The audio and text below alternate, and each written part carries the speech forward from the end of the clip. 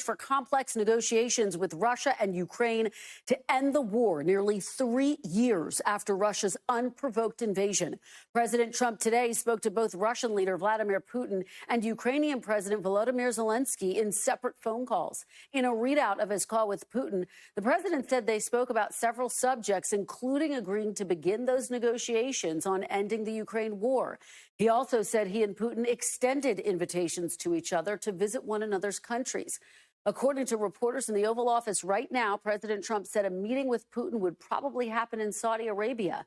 He also said that he doesn't think it's practical for Ukraine to have NATO membership and that it's unlikely Ukraine gets all its land back. Both Presidents Trump and Zelenskyy said they discussed the possibility of peace during their call earlier today. White House Press Secretary Caroline Leavitt told reporters the president viewed the calls as a positive step and is committed to finding a deal.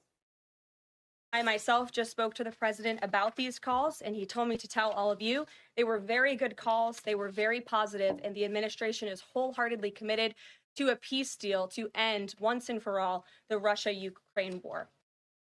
It comes after President Zelenskyy met with Treasury Secretary Scott Bessent in Kyiv, saying he hoped President Trump would push Putin on a deal.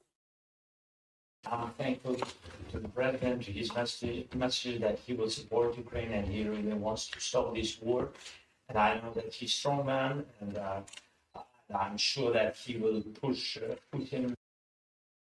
All of this as an American citizen, along with 2 other individuals, were released from custody in Belarus earlier today. That follows the surprise release of American teacher Mark Fogel yesterday, who was held in Russia for 3.5 years in a prisoner exchange that will see a convicted money launderer named Alexander Vinnik return to Russia. Fresh off the plane last night, Mark Fogel went right to the White House, where President Trump personally thanked Putin and said the exchange could impact negotiations to end the Russian war in Ukraine. I think there's goodwill in terms of the war. You know, 1.5 million soldiers, young people have been killed. I've met many. I think this could be the very important element. You could be a big part of it, actually, because it could be a big, important part of getting the war over with Ukraine.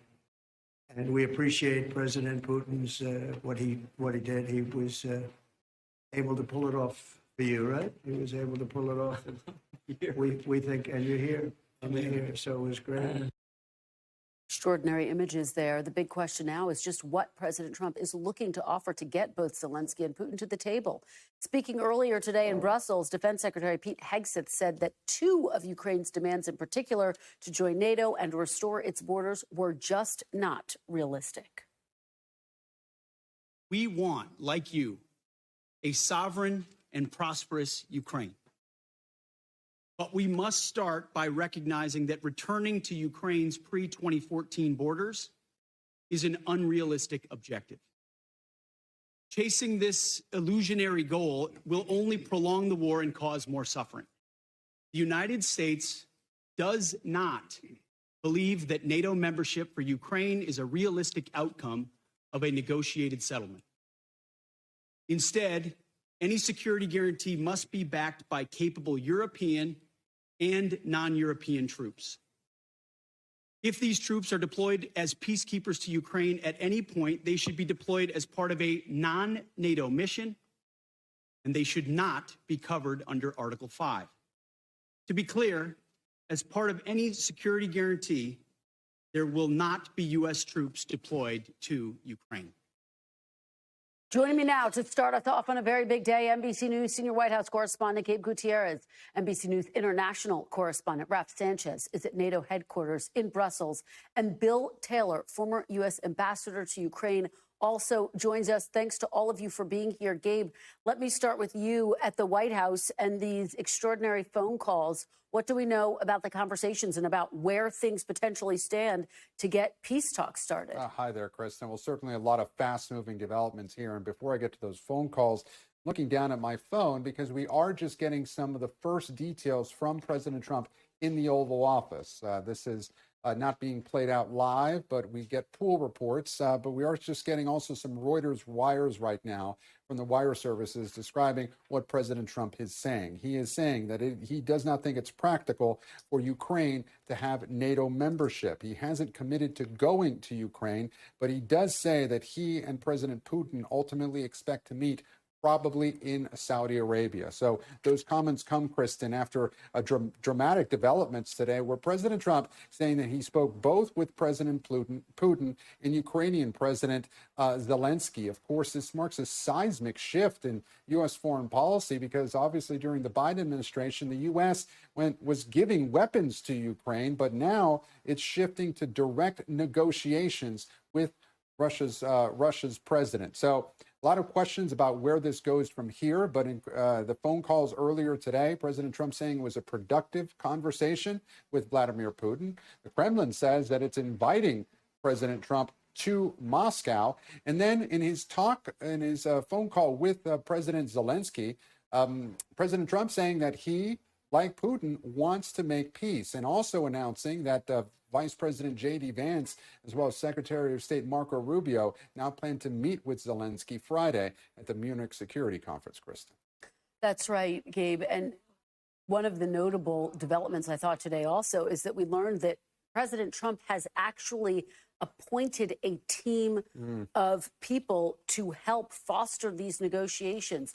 What do we know about that team? Yeah, top U.S. officials are now heavily involved in this. And we're also learning that the Saudi Crown Prince, also MBS, also will be involved in these negotiations and has been key to the negotiations thus far. But we also heard that Trump's envoy to the Middle East, Steve Witkoff, playing a critical role here. Of course, he went yesterday to Russia on his private plane to bring back American school teacher Mark Fogel. And there has been a flurry of prisoner releases now. As you mentioned, just learning that 3 detainees have been released by Russia's close ally Belarus today, including an unnamed U.S. citizen. But that dramatic homecoming last night with Mark Fogel returning to the U.S., the private plane with Steve Witkoff and other U.S. officials, we understand, was just in Russia for less than 11 hours, but secretly whisking Mark Fogel after 3.5 years of being wrongfully detained, according to the U.S., bringing him back to the U.S. and back to his 95-year-old mother, who had appealed directly to then-candidate Trump just before his fateful rally last summer in Butler, Pennsylvania, Kristen. Yeah, just remarkable to think about the strength of his mother in all of this. Gabe, thank you so much for that. Ref Sanchez, let me turn to you. You're covering Pete Hegseth at that defense conference in Brussels, and he did make some extremely notable comments about what he thought could potentially be on the table and off the table in these talks. What were the key takeaways for you? Yeah, Kristen. So he announced that going forward, the United States is prioritizing the Indo-Pacific, China securing its own borders, deprioritizing security in Europe. And he very bluntly told the European allies at this meeting at NATO headquarters here in Brussels that from now on, it is going to be up to the Europeans to provide the bulk of military support for Ukraine. He said this sitting just a couple of seats away from Ukraine's own defense minister, bluntly telling him that his country needs to abandon the goal of recovering all the territory that it has lost to Vladimir Putin's Russia since 2014. That includes Crimea. That is a major shift away from the Biden administration's position. They consistently said, Kristen, as you'll remember, that it was up to Ukraine to set its own military objectives. And the goal of the United States and NATO was to put Ukraine in as strong a position as possible going into these negotiations. That was not the language that Pete Hegseth used today. He went further, saying that NATO membership was not on the table for Ukraine as part of this peace deal. And he said American forces would not take part in any peacekeeping mission as part of an agreement to end the conflict. So, Raf, so far, what reaction are you hearing, are you learning about from the United States allies in the region? You know, it's been very interesting here at NATO, Kristen. If the NATO allies are frustrated, if they are exasperated, they are keeping it quiet, and they are very much trying to keep the Trump administration inside of the tent and to do everything they can to signal that they are accommodating. So one of Trump's big demands is that the NATO allies up their defense spending from 2% of GDP to 5% of GDP. That is a very big jump, especially for a lot of these European countries that have big welfare systems. But you heard the Secretary General of NATO, you heard the British Defense Secretary, who was chairing this Ukraine meeting, all saying, we hear what the Trump administration is calling for, and we will act. Europe will spend more money on defense. It will boost its own defense industrial base. And they are really, really trying to show the Trump administration that they are trying to meet them at least halfway. Whether we get to a point that this just becomes zero sum, the Europeans are simply unable to meet that 5% spending demand, we will see. But for now, they are trying to sound accommodating. Kristen. Well, certainly significant, particularly as we anticipate these potential talks between President Zelenskyy and President Putin. Raf Sanchez, thank you so much. Let's turn now to Ambassador Bill Taylor. Ambassador Taylor, wow, just extraordinary developments over the past 24 hours. Put all of this into context for us. You have the prisoner swap, the release of Mark Vogel. Now you have President Trump having had conversations with both President Putin and President Zelenskyy. What do you make of where this crisis stands right now? Well, Kristen, this is a real opportunity. This is what certainly the Ukrainians and the Americans have been looking for, to stop this war. The question is, can President Trump or the Americans or NATO more broadly bring pressure on President Putin to come to some kind of an agreement? President Putin started this war, and as several people have said, including this administration, he can stop it when he wants. It's a good move that there's conversations between President Trump and President Putin and President Trump and President Zelenskyy. That's what needs to happen. President Zelenskyy needs to be involved. Obviously, President Putin needs to be involved. And President Trump is bringing them together to make this possible to end this war. What do you make, though, when you hear Defense Secretary Hegseth say NATO membership is off the table for Ukraine and they will have to concede some territory?